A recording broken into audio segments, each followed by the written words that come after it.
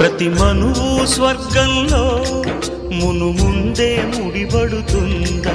ఆ మాటే నిజమైతే ఈ చట్టం విడగొడుతుందా?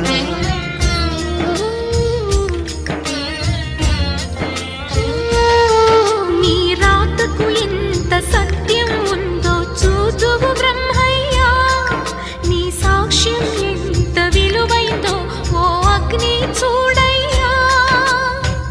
నువ్వు రామా అరుంధతి, ఇదే నీ దర్శన ఫలమైతే ఎటైనా దాగిపోవమ్మా. నిజంగా పెళ్లికి బలముంటే సూటిగా ఇటు దిగి రావమ్మా.